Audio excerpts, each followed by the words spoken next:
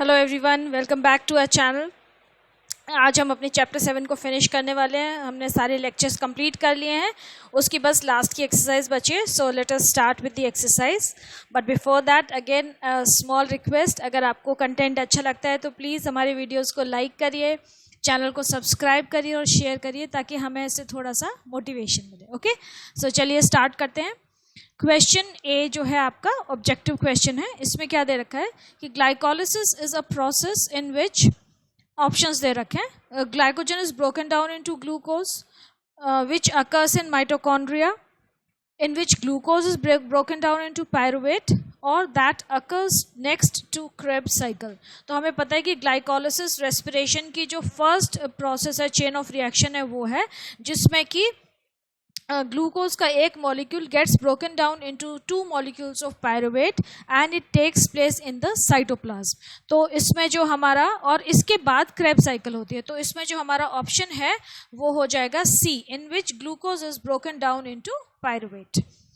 Next is one same common function is performed bye.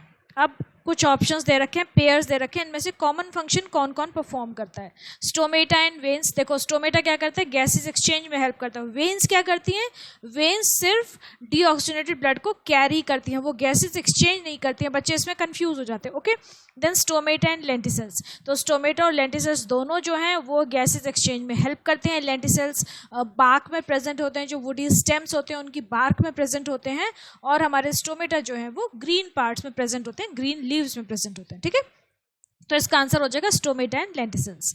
Next is anaerobic respiration normally occurs in. अब हमें पता है कि normal course of action, normal course जो चल रहा है लाइफ का, उसमें एनारोबिक रेस्पिरेशन कौन कौन से ऑर्गेनिजम्स में होती है हमने पढ़ा है। फंगस में होती है, मतलब यीस्ट में होती है, फंगस में, और कुछ बैक्टीरिया में होती है, ऑलमोस्ट सारे बैक्टीरिया में होती है। तो यहाँ पे हमारा ग्रास, कैक्टस, कोकोनट, लास्ट जो ऑप्शन है baker's yeast, this would be the correct option. Okay, next is do the plants respire all day and all night और ओनली एट नाइट। जो रेस्पिरेशन की प्रोसेस है, मैंने जब ये चैप्टर पढ़ाया था तभी मैंने बोला था ये बहुत कॉमन क्वेश्चन है। तो जो रेस्पिरेशन की प्रोसेस होती है that goes on through out life. जब तक अलाइव है कोई भी चीज़ तो रेस्पिरेशन होती रहेगी। तो that means the plants respire all through day and night.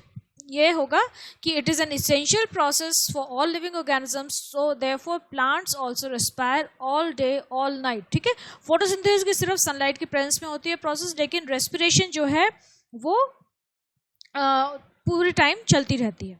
Next is name the following energy currency of the cell. तो यहाँ पे आपको फटाफट ध्यान आ जाएगा, ATP is the energy currency of the cell. Next is oxidative breakdown of carbohydrates to release energy.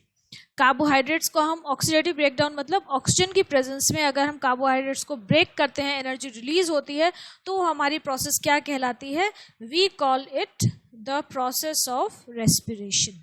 Okay, so this is respiration. Next is an organism which respires throughout life anaerobically। अभी हमने पढ़ा था ये same चीज, वही दोबारा आ गई, तो it is the fungus। okay, next is a common phase in both aerobic and anaerobic respiration। अभी हमने जो पढ़े हैं कि एरोबिक और एनारोबिक रेस्पिरेशन की बात कर रहे हैं, हम कह रहे हैं रेस्पिरेशन में कितने फेज पढ़े हैं हमने 2 फेज पढ़े रेस्पिरेशन में, पहला ग्लाइकोलिसिस और दूसरा क्रेब साइकिल। तो अब ये कह रहे हैं कि एरोबिक और एनारोबिक दोनों में कौन सा फेज होता है। तो ग्लाइकोलिसिस जो है वो दोनों में होता है, क्योंकि वो एनारोबिक रेस्पिरेशन का फेज है, उसमें ऑक्सीजन मतलब उसमें बहुत कम एनर्जी प्रोड्यूस होती है और ऑक्सीजन यूज नहीं होती है। लेकिन अगर हम एरोबिक रेस्पिरेशन की बात करें तो एरोबिक रेस्पिरेशन अकेले क्रेब साइकिल नहीं है। एरोबिक रेस्पिरेशन में ग्लाइकोलिसिस और क्रेब साइकिल दोनों इंक्लूडेड होते हैं, जबकि एनारोबिक रेस्पिरेशन में सिर्फ ग्लाइकोलिसिस होता है। ठीक है, ये ध्यान रखिएगा। ग्लाइकोलिसिस और क्रेब साइकिल के डिफरेंसेस मैंने आपको फर्स्ट लेक्चर में बताए थे।